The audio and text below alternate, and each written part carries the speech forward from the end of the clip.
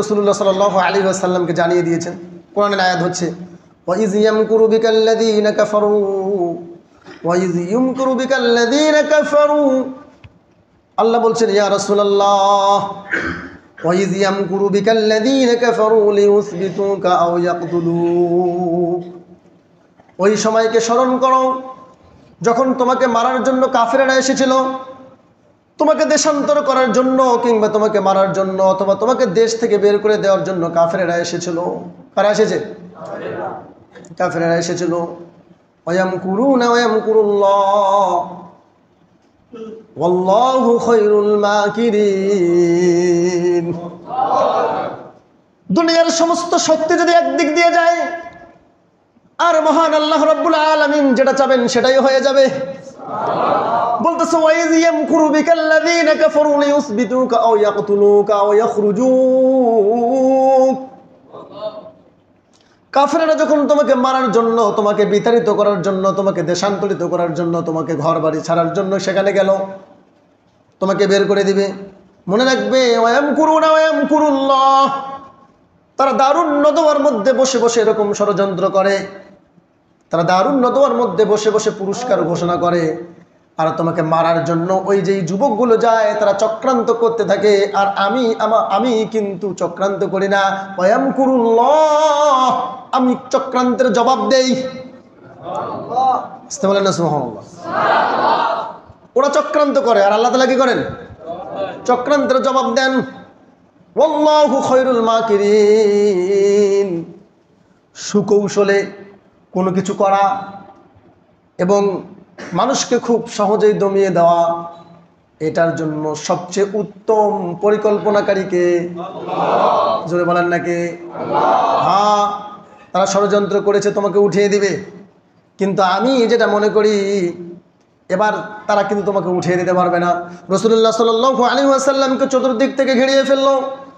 চতুর্দিক থেকে যখন ঘিরে ফেললো, ঘিরে ফেলার পরে আল্লাহ তাআলা হুকুম দিলেন ইয়া রাসূলুল্লাহ বের হন। কোথায়, কোন সময় বলছে বের হন? হ্যাঁ, চতুর্দিক থেকে যখন কাফের যুবকেরা ঘিরে রেখেছে 100 উট পাওয়ার লোভে, যখন তারা রাসূলুল্লাহ সাল্লাল্লাহু আলাইহি ওয়াসাল্লামকে হত্যার চেষ্টা চালানোর জন্য চতুর্দিক থেকে ঘিরে ফেলেছে, রাসূলুল্লাহ বের হলেই তাকে হত্যা করে ফেলবে, এমন সময় আল্লাহ বলতেছেন বের হও, দরজা খুলো, বের হও, হিজরত করো। এবার বলেন দেখি, আপনাকে আমাকে যদি এরকম কোনো হুকুম দেওয়া হয়, মনে করেন আপনার একটা ঘরের মধ্যে আবদ্ধ আছেন, চতুর্দিক থেকে পুলিশ আপনাকে ঘেরাও করেছে, আপনার স্ত্রী কিংবা আপনার বাবা যদি বলে যে তুমি বের হও, আপনারা কি বের হবেন? বলেন বের হবেন? একটু জোরে বলেন, বের হবেন? আর একটু বের হবেন? ঘুমানো যাবে না তো, বের হবেন? চতুর্দিক থেকে আপনার বাড়িটা পুলিশ ঘেরাও করে রেখেছে, বের হলেই আপনাকে ক্রস ফায়ার করে দিবে, আপনাকে মেরে ফেলবে। আপনি যখন ঘরের মধ্যে আবদ্ধ আছেন, ঠিক ওই মুহূর্তে আপনার স্ত্রী বলতেছে বের হও, কোনো সমস্যা নেই, বাকিটা আমি দেখতেছি।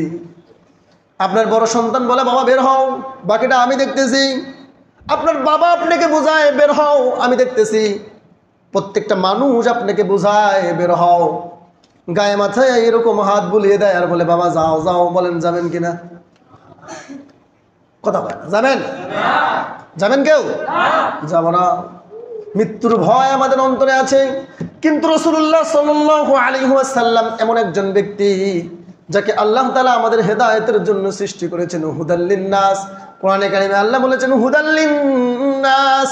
রাসূলুল্লাহ হলেন মানুষের জন্য হেদায়েত স্বরূপ, পথ প্রদর্শক স্বরূপ আল্লাহ পাঠিয়েছেন। রাসূলুল্লাহকে আল্লাহ বললেন ইয়া রাসূলুল্লাহ আপনি বের হয়ে যান। রাসূলুল্লাহ 1 সেকেন্ডও চিন্তা না করে দরজাটা খুলে বের হয়ে গেলেন। সুবহানাল্লাহ। আসতে বলেন সুবহানাল্লাহ। ইয়া রাসূলুল্লাহ আপনি বের হয়ে যান।